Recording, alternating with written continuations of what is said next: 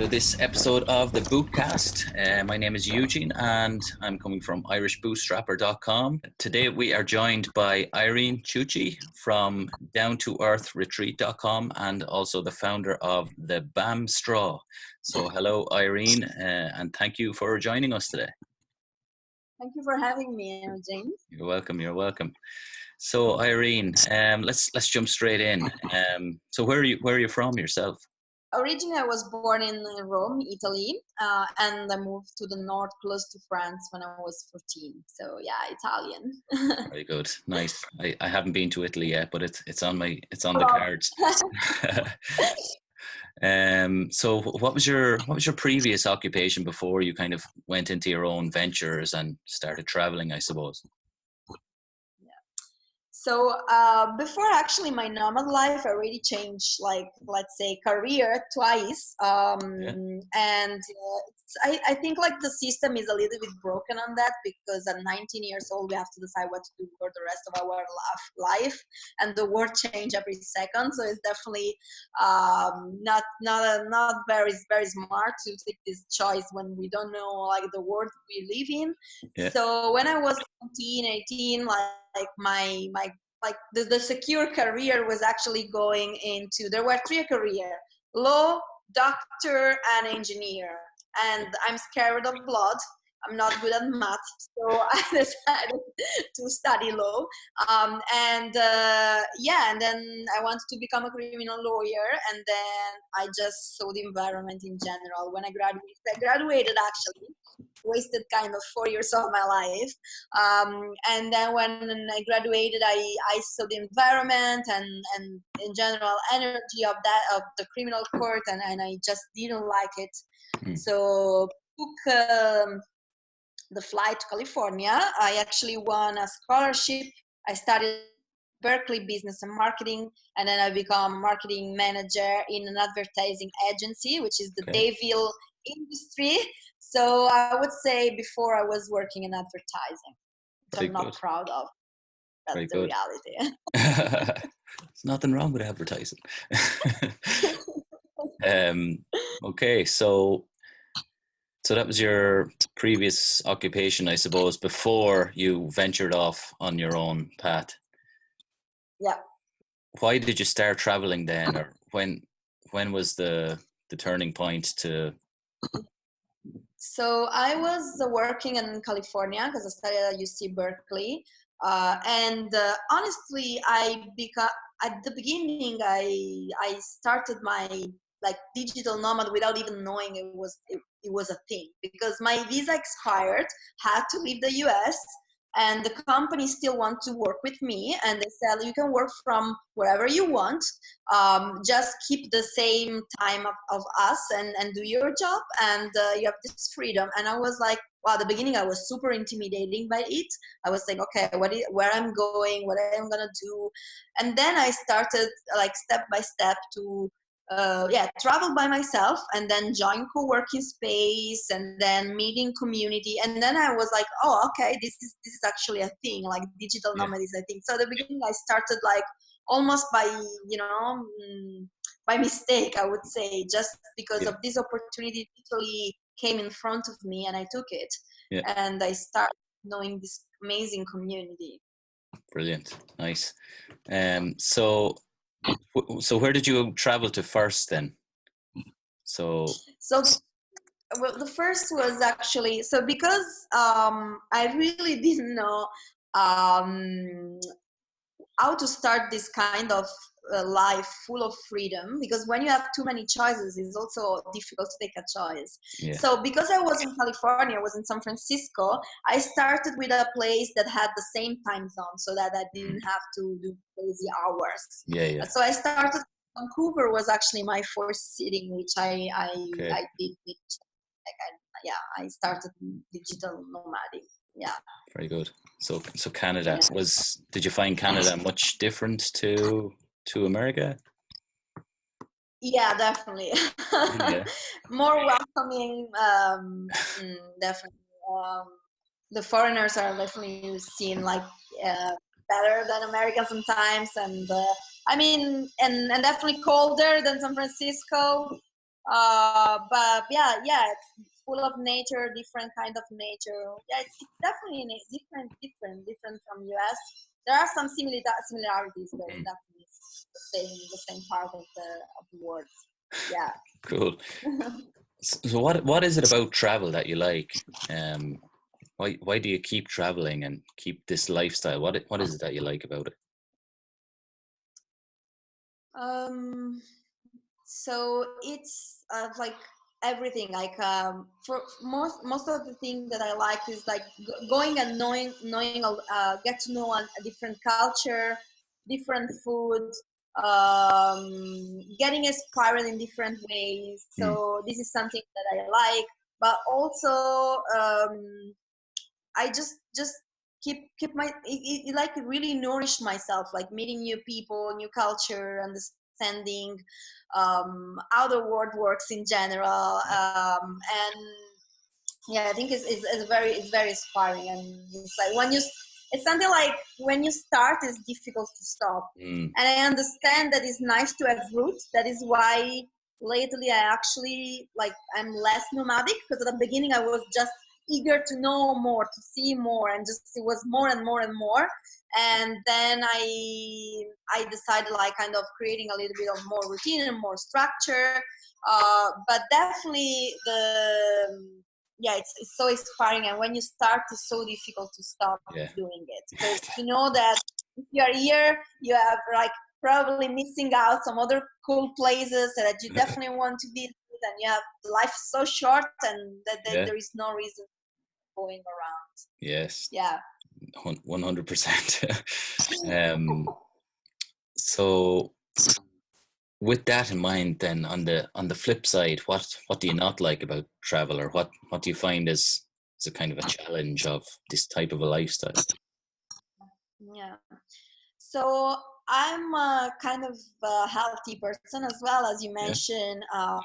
I'm a yogi, and I really, for me, like having a healthy life in general, with a structured routine and doing exercise my body and moving my Mm. body, is a very big part of who I am, and what like I put like this well-being like in my as my first priorities. Yeah. And so traveling so much sometimes can be uh, uh, a little bit difficult to keep all the routine, like eating healthy, because maybe like if you are in Southeast Asia and Mm. it's way cheaper to eat outside, you ended up eating outside, but not always what you eat is super healthy.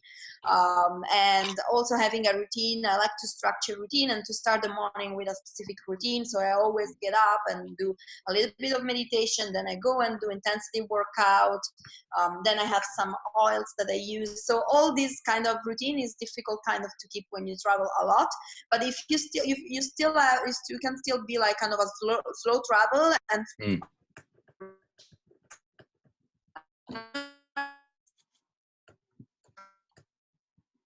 now I'm in Lisbon.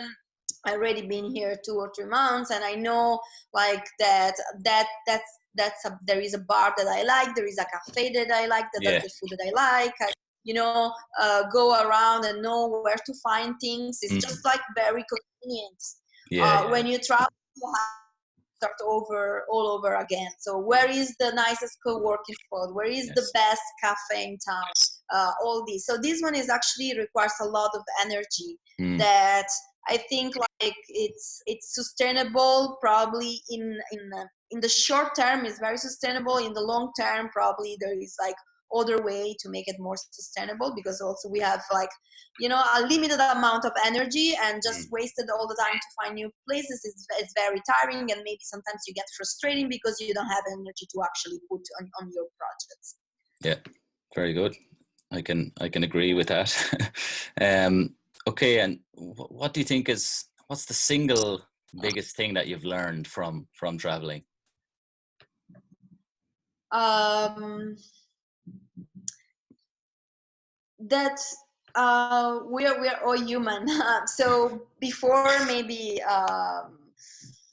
traveling, I was like really like not maybe more judgmental in a way, you know. It's like, oh, it's coming from a different culture, this is my culture, you know. It's kind of like Italian center or European center.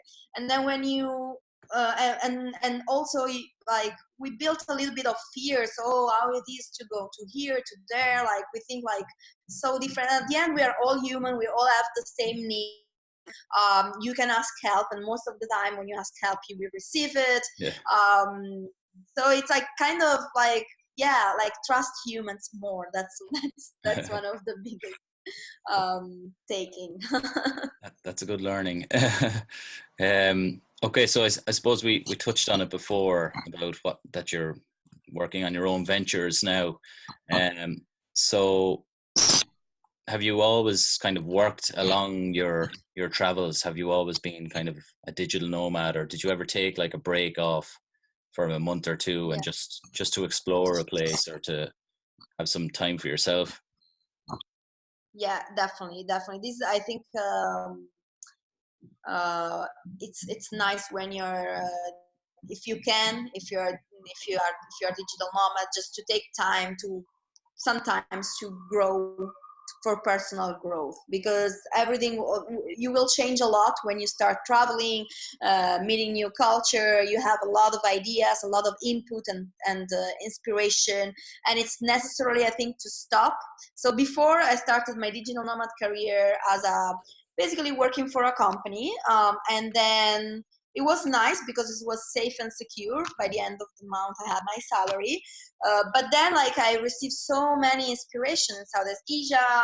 Especially I was working in a working space where everyone was doing something to impact the world positively, and I was still doing advertising, and I was like, what I'm doing, like it's really what I want to do for the rest of my life, or maybe I want to have a little bit of impact. I want to play my game, and I want to do something that actually matters to me, that it doesn't seem that I don't do it just for money but for higher purpose. Yeah. So I decided to quit the job, and I stopped completely for 3 months.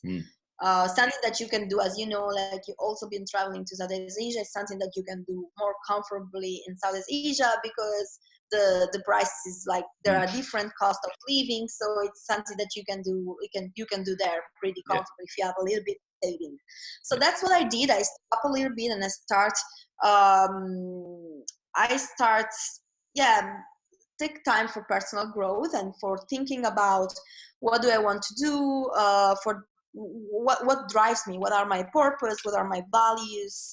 So definitely I took these 3-4 months off, and then I started my ventures. Yeah. Very good. What would be the single most important tip for anyone who wants to travel long term, or for someone who wants to move into like a digital nomad life where they're working and traveling around the world? Yeah, so definitely it's have a little bit of organization, because it's long term, it's not short term. So it's not a vacation. Like in a vacation, people spend money like crazy, for just because it's probably 1 week or 2 weeks, and then you get back to work. Traveling long term requires a little bit of structure, planning ahead, specifically, like not necessarily planning ahead a long time, but at least have a structure of how you're going to be sustainable. Because if you probably if you probably travel long term, then maybe you have your own venture, or you are a freelancer. So kind of making like, and I'm not money oriented, but making a money plan, or like where you're gonna be, and like more or less what's your budget per month, or like or even if you're taking some time off, how long can this time be? Because it's not cool to be on the other side of the world and run out of money. Definitely, but this is what I think it's a nice way of like just planning, like how you're gonna be sustainable and what's your money flow. Because you still think it's important for traveling long term. Very good. Okay, so the tip is, plan to an extent and think about your money situation as well. Okay, cool. So the next question, I suppose, would be like, what career career or work skills have you gained since you started traveling because of travel? So I know you touched on organization before, but is there any other kind of key skills that you've learned from traveling and working? Yeah, I would say like most of the skill that I get just traveling are soft skill, which actually are the most important because are the one that a robot will not cannot replace, at least now. Yeah. So, for me, like empathy and compassion are definitely two things that increase in my along my journey in my traveling. Kind of understand and getting to know every situation.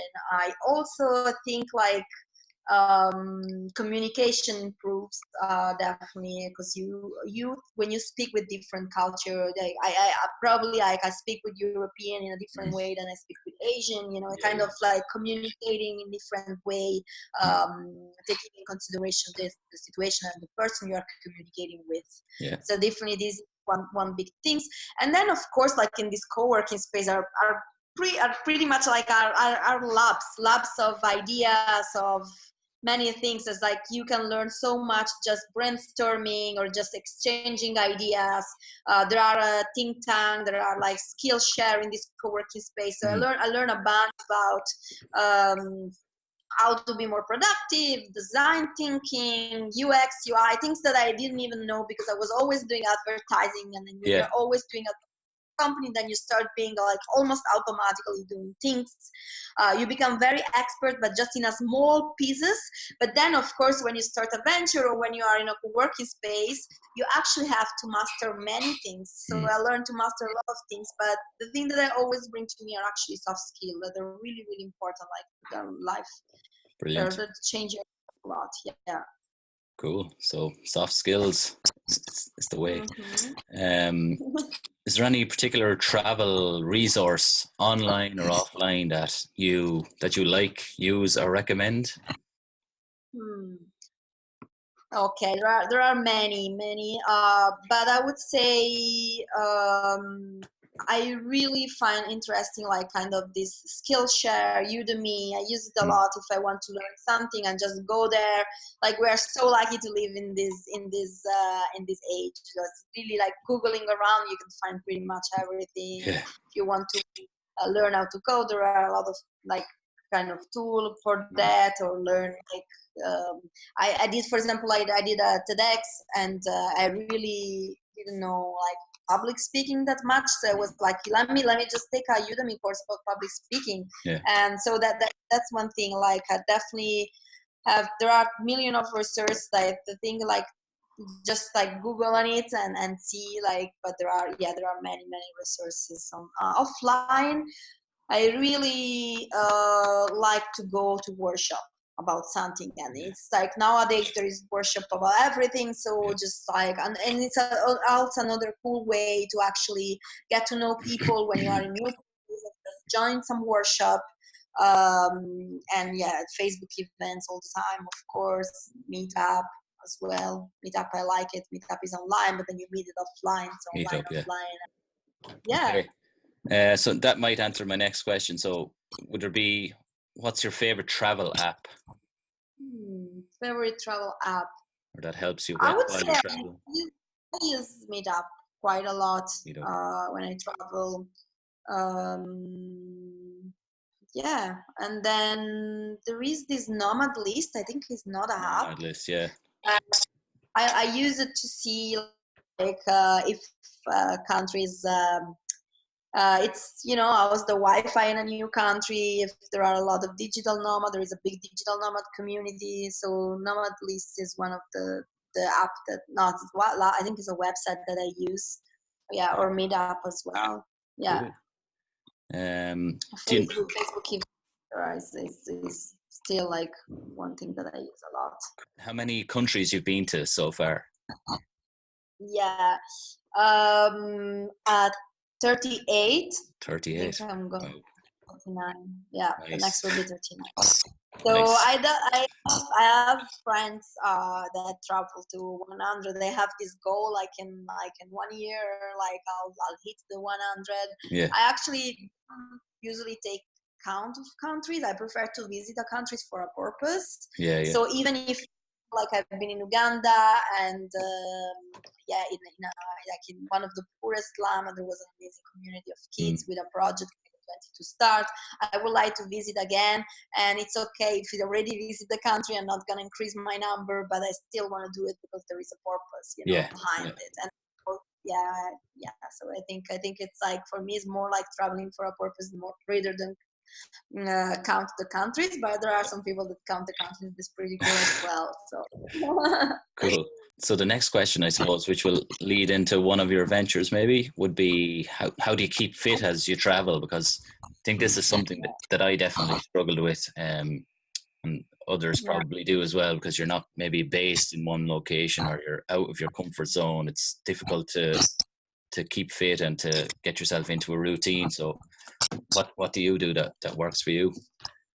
at the beginning, I was struggling a lot with this. To be honest, my first 6 months to 1 year, I was not a yoga instructor as I am now, so I was struggling. I was not moving enough. Just going around and taking a walk is not enough.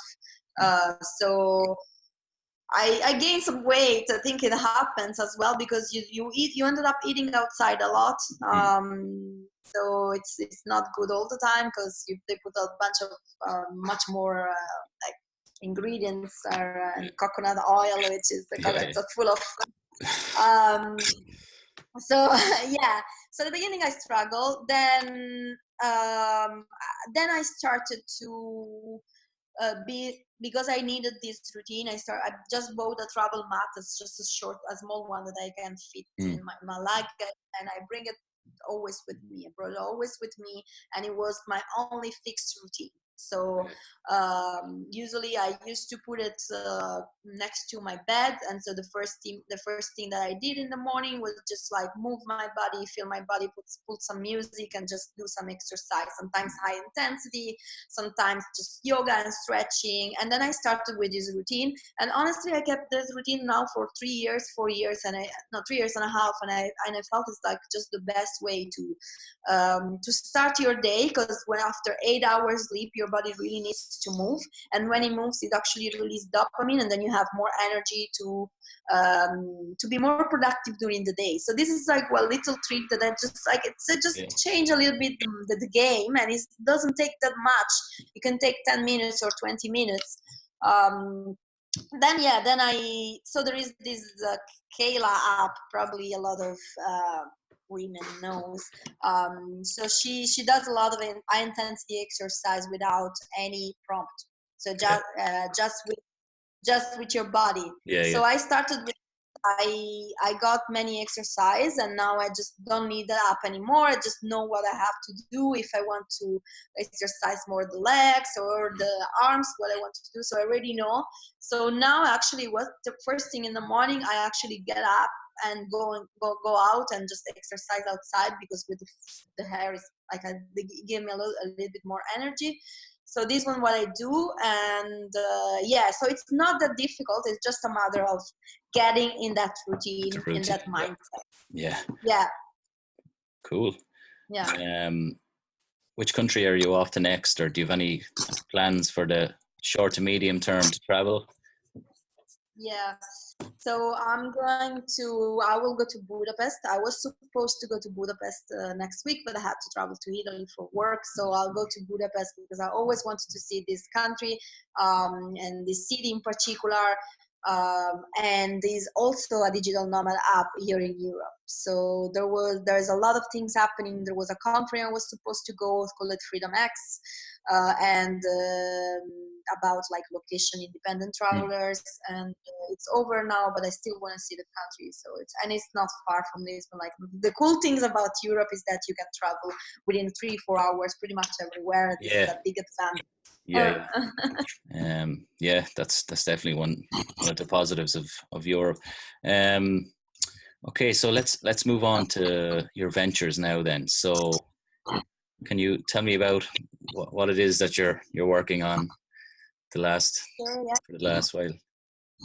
Yeah, I would say like 2 years, 1 year and a half. So because I was looking for a purpose, I started to just take took time for myself and understanding really what I wanted to do and what was my kind of values or mission. And one of the things, I'm really in contact with nature. I love nature, and every time I can, I just go out in park, or like staying in forest, or going for a walk. And every time I was doing this in Southeast Asia, was very nice. I love the nature there, but it's full of plastic. There is plastic everywhere, and people like it's also because there is not a great system of trash there, but also because people actually are not aware of how plastic is bad most of the time. So on the other side, I've seen a lot of things in bamboo and coconut bowl and natural things that are natural elements that actually can replace plastic and can be reusable and not disposable. So I started basically with a small village of 25 people to start doing the straw at the beginning. That's why I call it bamboo straw, because at the beginning it was just straw, which is a normal bamboo straw. Were probably by 2 years ago was not very well known, but now I think everyone like knows what it is. And then I start to create kit, like zero waste kit. So for example, I have a picnic kit, or like other things that can replace plastic, like water bottle and all this. And with this venture, actually, it gives me the opportunity also to go around many city, countries, and villages especially in Southeast Asia, but also here in Europe, and have an open discussion about plastic. So we have this Sunday fun day, like no plastic day, in which we go around, we pick up the trash. Take awareness of what is in the landfill or in the ocean.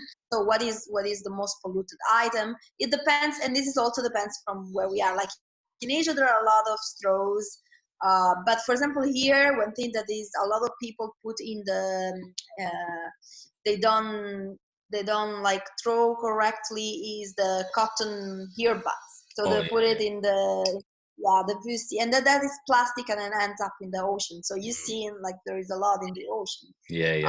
So just this kind of initiative just raise awareness. So it's like I started with this kind of day in which we have an open talk about plastic and what we can do to reduce it.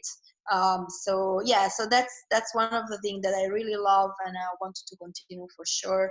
I started to sell last year in many shops in Portugal. Now there are like 25 shops selling like this product. And the thing that I wanted about this product is also like that was clear the story behind it, because most of the time we buy things and we don't know where they come from. Most of the time they come from China. I mean, I don't have anything against China. It's just that if there is a story behind the product, it ends up being much more powerful, because it's not just a thing that is being producing massively. It's a thing that is being produced with a certain care, handmade, and actually give back to community and improve the life of the people that actually make and work on it. So it's not just a thing that you buy on Amazon, but it's a thing that it has a certain values. And that I think is very important. So I also in the shop and in online, I also have a story, and people actually like to have a story, and if they can support, like, because when you buy, you also support the community. So it's something that is, I think, is very nice to tell the story of a product and to buy in a head. Nice. So for anyone who's watching or listening, where can they learn more about this venture and the products that you offer? Okay, so the website is bambstraw.co, like CO. Someone copy me with bambstraw.com, I didn't buy the domain. I'll probably change the name, but it's .co. Okay. Okay, so that's bamstraw, BAMSTRAW.co, bamstraw. Nice. And your other venture then, before we wrap it up, so your other venture is? Yeah. So because I become a yoga instructor and I was traveling, I was a little bit frustrating with some people traveling without knowing the community and the history and the religion and the costume of the place. So I decided, like, why not starting something that actually link the both, link like personal well-being with actually also an immersive, I would say, journey into the culture of the place we do the retreat in. Nice. So, for example, the retreat in Bali, we go to temple with locals and we understand like what's the specific costume of the temple, what do we have to do to pray it correctly according to the Balinese tradition. Same things like in Bali, for example, I have a cooking class in which we go with local and cook together traditional food, and we understand like the ingredients are so different from Europe. We understand what are the ingredients they put on and why they put that specific ingredient. Okay. So it kind of like linked the well-being with the community, and it's also a social enterprise because we give back to the village we are in and kind of engage community and local, and they feel really well. Like they feel like they like they told me like they love to share their culture, because most of the time you just bargain for the price when you go on the scooter, or not very interested in, you're not very interested in their culture. Or maybe you see, there is a temple, I just visit the temple, I go in and out, and that's done. But that people like stay in the temple, like locals stay in the temple, pray. How do they pray? Like this is a whole new story. And so I kind of linked the two and have this retreat around the world. Yeah. Nice. You're passionate about it. You love what you do. You're getting to travel through that as well. So you're living the dream. Yeah, I think about living the dream. It's always kind of keep it up, just it's not that at the end of the month I will have a fixed salary. So it's always kind of, sometimes like sometimes you wake up and you say like, oh, I have to, you have basically to wear so many hats and have so many responsibility that you actually love what you're doing, and you're doing for a higher purpose. Then it's just not money at the end of the month. So it's definitely continue exercise, continue keep it up, doing always like that. Yeah. Cool. Very good. So that's a good tip for anyone watching as well.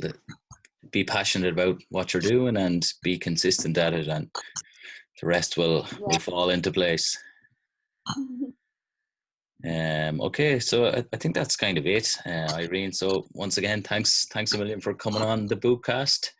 Thank you. And maybe we'll meet again someday. And